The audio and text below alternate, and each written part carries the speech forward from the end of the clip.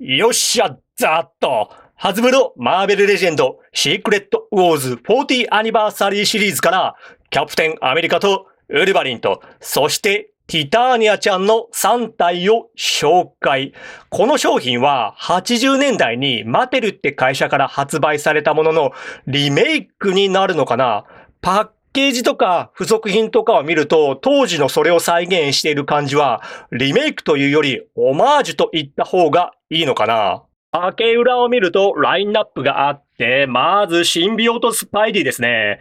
このブラックスーツウェブスはシークレットウォーズって作品で初登場した記念すべきキャラクターなんですけど、今回は買ってないですね。で、アイアンマンね、付属品にローラーがあったりと、ちと気になってはいるんですが、まだ買ってないですね。まあ、後々買うかな。で、何よりこのビヨンダですよ。これね、顔の出来がめちゃくちゃ良くて迷ったんですが、今のところスルーしてますね。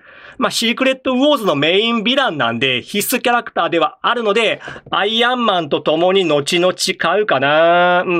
Anyway、ではね、このキャプテンアメリカとウルビーとそしてティターニアちゃんの3体を開封していきたいと思います。まず、キャプテンアメリカから見ていきます。素体なんですがね、こちらの以前発売された20アニバーサリーシリーズのキャップの流用かなと思ったんですが、よくよく見てみると、ほぼ別物ですね。左が今回のシークレットウォーズ版なんですけども、関節がピンレスになってるあたり、ここは心臓系で間違いないなんですけど、ブーツやグローブ、ここはおそらく流用なのかな。ヨシンバ違ったとしても、ほぼ見分けつかないですね。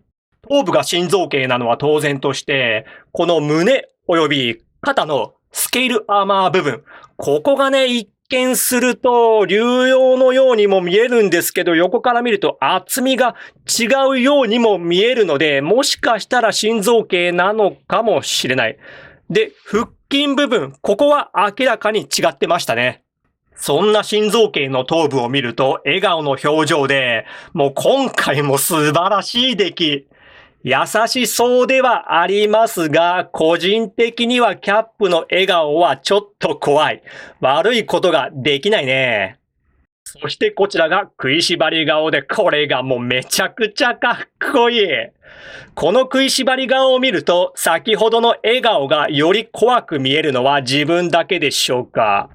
このね、クラシックキャップの食いしばり顔ずっと欲しくて、キャップの食いしばり顔は自分が所有しているので2体ありまして、右がアルティメッツキャップの食いしばり顔で、左がハイドラキャップの食いしばり顔で、真ん中が今回のシークレットウォーズ版と、こうやって見るとやっぱりね、クラシックキャップが一番かっこいいですね。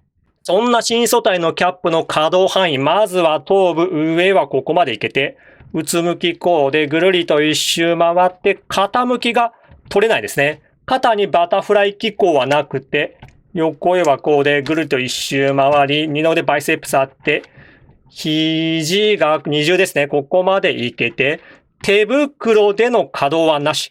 手首はこのような可動で、胴体接続箇所は胸と腰でそれを踏まえて、後ろへはこうで、前はここまでいけて、腰でぐるりと一周回って、股関節に引き出し機構はなしで、前はこうで、後ろへはここまでいけて、股割りできて、ももにロール、膝二重でここまでで、ブーツでロールあって、足首後ろへはこうで、前はこうで、肩向き取れて、つま先可動はなし。付属パーツいきましょう。まずは破壊されたシールドです。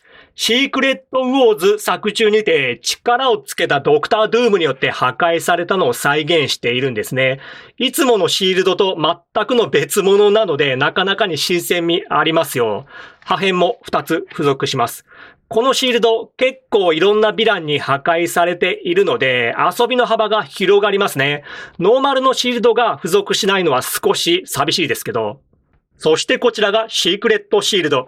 角度によって見栄えが変わるカードが内蔵されています。カパッと開けば、こちらのカードと好きな方をチョイスして取り付けることができる。この取っ手があるので、フィギュアの方にも取り付け可能ですね。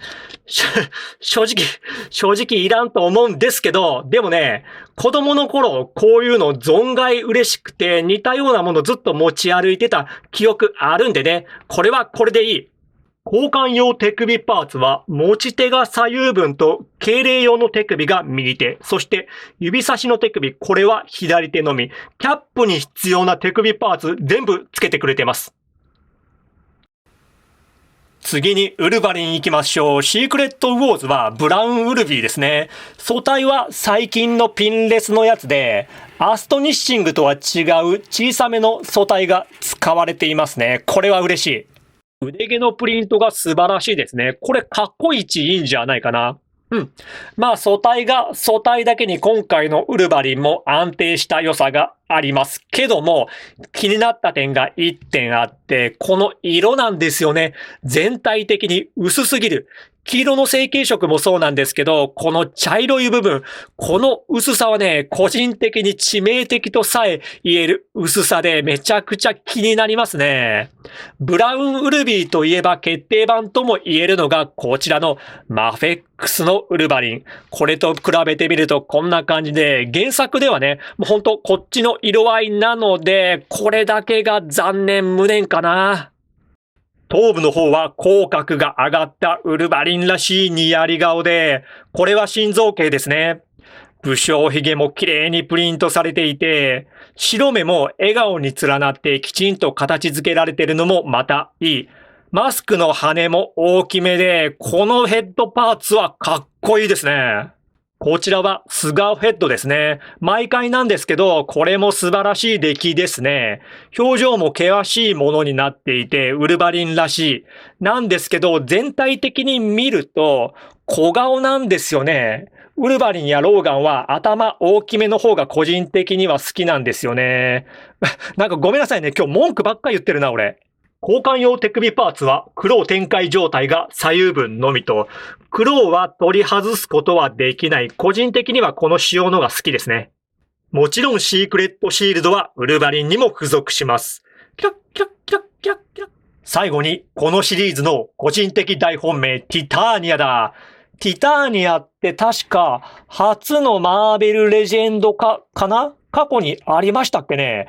トイビズ時代を含めて初めてじゃなかろうかな。いずれにせよね、これめっちゃかっこいい。このシリーズで一番かっこいい。このキャラクターも確かシークレットウォーズで初登場でしたよね。このティターニアというキャラクターなんですけど、まずシークレットウォーズという作品のストーリーをざっくりと言いますと、まず、ビヨンダーという神にも等しい超高次元、もうね、宇宙そのもの的な存在があって、今回のシリーズでもありましたよね。こいつがビヨンダー。こいつがですね、暇だな、なんかやることねえかなって時間を持て余していたとき、ヒーローたちとヴィランたちが戦い合っている地球に目をつける。面白そうやんけ、もっとやれやれと思い、バトルワールドという惑星をこしらえ、そこにヒーローたちとヴィランたちを強制転送させるんですね。で、そこで互いに戦い合わせ勝利した者に願いを叶えて信ぜると宣言し、そこからいろいろな展開になっていくというストーリー。で、このティターニアちゃん、メアリー・マクファーレンという地球人の女の子で、体がすごく細くて気の弱い内気なため同級生からいじめられていたんですが、そんな時九段のシークレットウォーズが発生し、それに巻き込まれてバトルワールドに転送されてしまう。そこでこのドクター・ドゥームと出会い、ドゥームに力が欲しいかならくれてやると言われて実験の材料にされ、そしてこのような巨大で超人的な肉体と超パワーをゲットしたというもの。素体はこれ完全新素体ですね。大きめでめちゃくちゃかっこいい。原作では胸元もっとざっくり開いていたような記憶がするんですけど、そこは記憶違いかな。で、注目すべきはこのニーハイブーツや腕の横にあるスタッズ。これがヴィラン感を醸し出していい感じですね。このデザインずっと引き継がれてますよね。いや、全体的に見て素晴らしいですね。これはね、アブソービングマン集めときゃよかった。チキショー。顔の方なんですけど、デジタルプリントの精度が高く、毎度のことながら素晴らしいですね。この食いしばりの表情も遊びがいがありますよ。髪の毛の造形もいいですね。とはいえ、この辺、稼働に影響を及ぼしそうですね。稼働範囲、まずは頭部、予想した通りこの髪の毛が干渉して、ほぼいかないですね。前はこうで、ぐるりと一周はできて、傾きも取れますね。肩にバタフライ機構はなしで、横へはここまでいけて、ぐるりと一周回り、二の腕バイセップスで一周できて、肘が二重でここまでで、手首はこのような可動ですね。胴体接続箇所は胸のみですね。ボールジョイント。後ろへはこうで、前はここまでいけて、ぐるりと一周できて、傾きもぐりぐり取れて、股関節に引き出し機構はなしで、前はこうで、後ろへはここまでで、股割りできて、この2杯でロールあるんですね。この可動は超重要。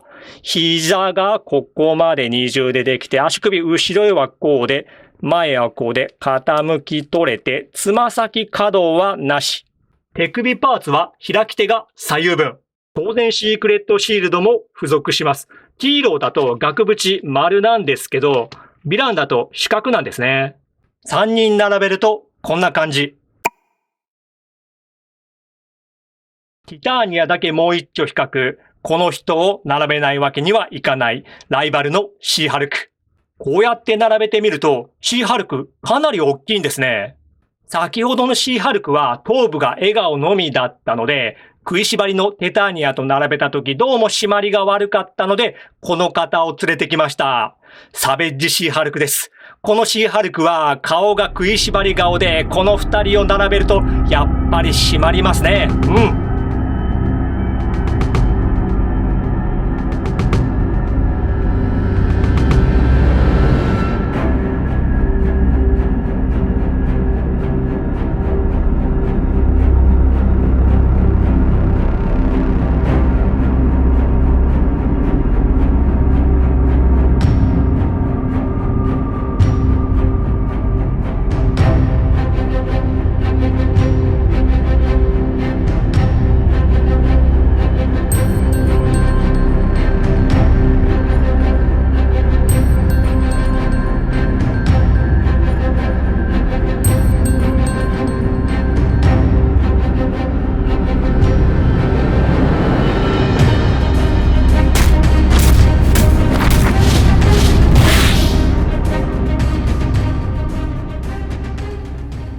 はい、では終わります。今回もありがとう。バイビー。